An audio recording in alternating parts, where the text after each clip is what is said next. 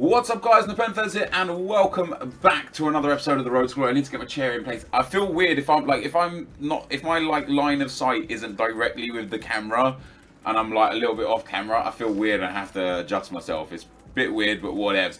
Anyway, guys, so we obviously built an incredible team in the last episode. We've got 6 Team of the Season players in our Road to Glory account, which is fantastic. And I thought to myself, you know what? We've got this amazing team. Why not try and go and win the tournament a third time? And get that coin pack and start stacking up the coins again. You know, it's important that we get a hefty amount of coins by the end of the week. We can, of course, sell some of these blue players on and generate enough coins to buy the Serie A and League 1 team. But I'd prefer to do it by just playing the games. If we can win the tournament maybe another 3 or 4 times, which I'm going to be trying to do over the course of the next 3 or 4 days, we might be able to pick up another 20 to 40,000 coins, give or take, through that period of time, which would be really nice for the account. Now, I've been sitting here bothered about how much all the player prices are going for and such, and I thought, why be bothered? Like, all prices in FIFA this year, because the price ranges are relative. So if I bought Adariz for 100k and he went down to 80k, that means that any other player that I will sell him to buy, that player's also gone down in price. So it's not like I specifically lose those coins, although I do lose those funding. Like, all the other, the whole market comes down together. It's not like it's just Adariz that comes down. So I think I've got to stop worrying about the coins too much. We've got a big bank of coins, and if things go horribly wrong, we can just sell up, build a cheap team again, and use the coins that we've got available to us again to do more investments. And with the Euros and the Copa America and the... is there another international tournament? I think there's something else. And the FUTs is what I'm thinking of. There's going to be plenty of investment opportunities. Interestingly, there are international man of the match cards that got leaked. I don't know if those are for the Euros. People think that they're going to be for the Euros. I think they're going to be for the Copa America. I don't think EA are going to do anything for the Euros. I hope I'm wrong. I hope they do something. But they're not...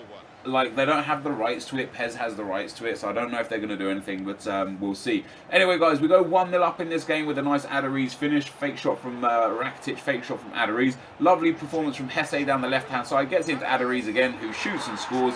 His finishing is just clinical. I love him. I am willing to get rid of him to improve the team, though. Like, if I can ever afford the 95 Benzema or the 95 Griezmann whilst having this kind of team, I'll probably go for them. I feel like if we sold everything, we might be able to afford the Benzema. He's about 380 to 400k coins now, so we might be able to afford him. But I don't really want to sell everything. I want to generate coins. I want EA to keep releasing good tournaments, and especially when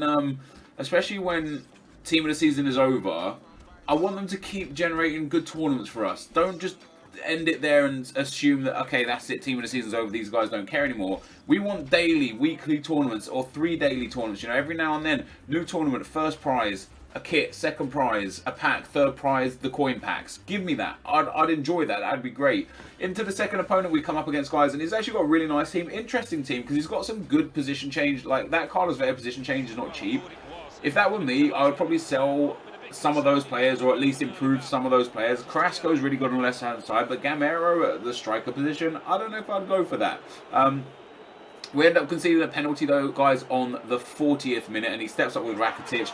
And I'm not overly impressed with Oblak, I've got to be honest. And that's what I spoke about in the last episode, was the lack of ability from goalkeepers for the price that you pay. And I think I'm probably going to get rid of Oblak when he's at a price I'm happy with, and invest those coins on another good player, or maybe even invest those coins on the 2 teams that I'm going to need, for the simple fact that it's just goalkeepers, like, they barely touch the ball in the game, and on the odd occasion that they do get a touch of the ball, you don't really get to see how good their card is. So, we've used him, we've enjoyed him. I'm probably going to get rid of him. I'm probably going to make a loss on him, but we made so many gains over the last few weeks. Taking a loss here or there, I'm not too bothered about. Anyway, we pull the game straight back, and into the second half, we get through here with Griezmann. He does a lovely fake shot inside, shoots and scores. Of course, that's the 83 rated lone Griezmann that I've got up front right there.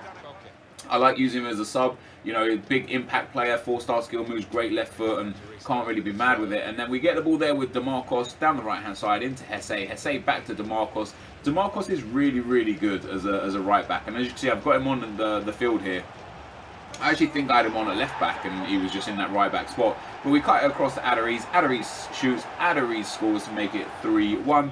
And then, you have to excuse me, then into the 85th minute, I think I'm getting like a cold or something, which is why I'm swallowing a lot. Into the 85th minute, we play it through to Adderese. Lovely little fake shot. Plays it into Hesse. Hesse shoots. Bravo saves it. And then Adderese is there yet again to shoot and score and put the ball in the back of the net. So 4-1 was the final score, sending us into the semi-finals. We haven't lost a game. Obviously, we play a lot of offline games, but we haven't lost a game online in a very long time. We've won the Cup twice. We're into the semi-finals. We've won Division 5 and Division 4, and I think Division 6 unbeaten. I genuinely think we're about 60 games, 50 to 60 games online without taking a loss. As you can see here, I started listing up Felipe Luis. I bought him for 78k. At the time of looking at this, his like low bid was like 90 some odd k, or maybe 91k. And where I've got a good opportunity to make money, I'll make it. You know, we'll make about 5,000 coins if we sold that Felipe Luis there, which is a lot of coins this time around in FIFA, and end up going and buying that Marcelo and putting him into the team. Could have gone with Tremulinas, could have gone with Gaia, but I'm a big fan of Marcelo. I'm a big fan of how he plays, and I really wanted to put him back into the team. So I was happy to get him for 2,100 coins. Very, very cheap. And into the semis, we come up against this guy here, 4-3-3-4 team. Nice, generic La Liga team. He's already won the tournament at least once, as you can see with that Castro, but maybe twice, maybe 3 times. Maybe, you know, Isco could have already been won, and he might just be playing again and again to try and generate the coins. And this was a good game. This was a fun game. We get here through with Castro down the right hand side. I get into the space. Lovely couple of ball rolls. Cuts it across to Hesse. Hesse shoots and scores. 10 minutes in, I go 1-0 up. I'm thinking another easy win. A route to the final. I've got a great team, but it wasn't quite as simple as I would have hoped. I tackle him perfectly there with Pepe and intercept, and as I try and clear, instead of him clearing it, he slides to clear it, and it clears it straight into my opponent's attacker, and it bounces into Ruben Castro, who shoots and scores. And then a lovely work move down the right-hand side from Vidal there. The pace of Vidal is just crazy good. Goes through Pepe again, literally through his legs. Really disappointed in that, and he ends up making it 2-1. And then a few, not too long later, he gets into the box here, he cuts it across. I tackle him perfectly with Pepe. I don't know how that's a penalty, like genuinely don't know how that's a penalty. And keep in mind how I tackled him there, because I went through him and won the ball, which in my opinion is a fair tackle and shouldn't be a penalty. He steps up with the Ruben Castro, shoots down the middle. I should have just stayed down the middle, but hey, hindsight is a great thing. And we go 3-1 down, and then on the stroke of half-time, he gets through with Ruben Castro again. Lovely 1-2 on the edge of the box and makes it 4-1 with 4 Ruben Castro goals. Into the 70th minute, I take the free kick there with Rakitic. The guy heads it off the line. It falls to Juanfran, who bangs it from range. I hit it out of frustration more than anything else, and the ball flew into the back of the net. So 20 minutes to go, we're only 2 goals behind. There's still some time, some hope, but we get the ball here with Hesse. Lovely little spin inside, plays it through to Adderese. Adderese tries to play it through there to Ruben Castro, eventually finds its way to Ruben Castro, and I make it 4-3.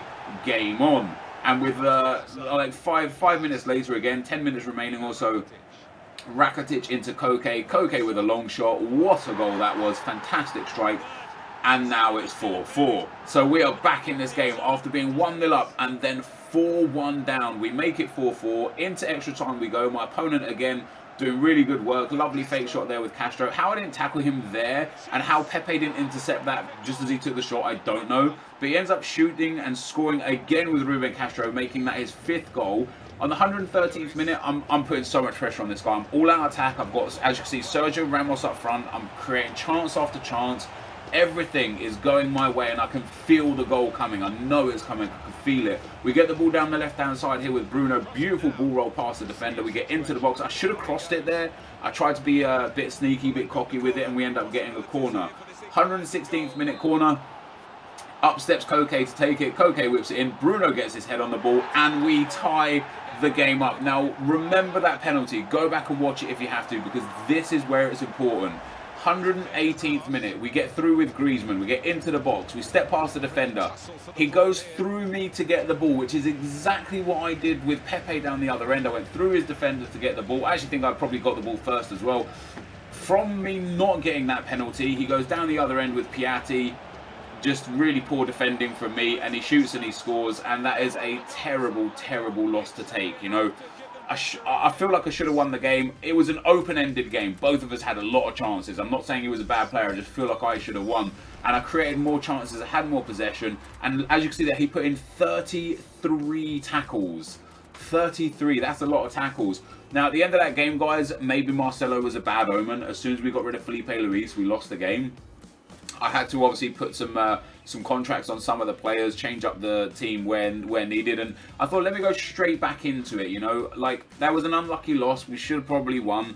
I'm playing good FIFA, good football, and why not just go straight back in? And that's our first loss on the account in a long time, over 100 games, I think. Like, you know, obviously a lot of those offline, some of those online as well. And it felt really bad to get that loss, and it felt really bad to get that loss in that manner. Not because I went 4-1 down, and not because I lost in extra time, but because I lost after, in my opinion, getting fouled in the box.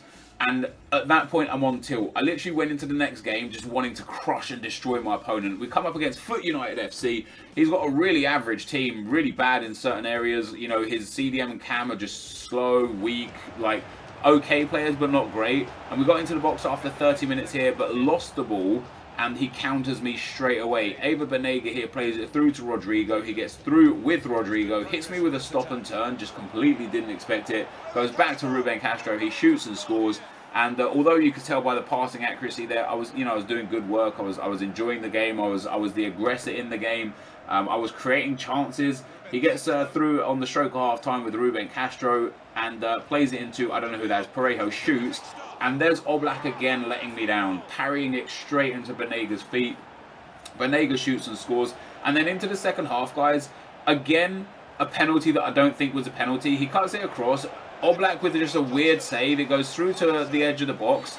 He just bumps into Marcelo, and the ref gives a penalty that, like, if that's a foul for him, it should also be a foul for me, because they literally just bump into each other. Like, the ball comes to the far post, they both clash feet, yet he gets the penalty. What's that about? He ends up scoring the penalty, and then for the rest of the game, he went part the bus and was just being a dick with the ball. And I understand why, because I was dominating. Like, I would do the same if I was 3-0 down. 3-0 up against somebody who I knew was better than me. I'd just try and, you know, run them out of the game. And that's exactly what he did. He passed the ball around his defence a lot. He held the possession. So we got back-to-back losses, which was super frustrating. After not losing in so long, we take 2 at once. And that was very annoying. But, guys, that is the end of the video. And I'll see you for the next episode. I'm out. Peace.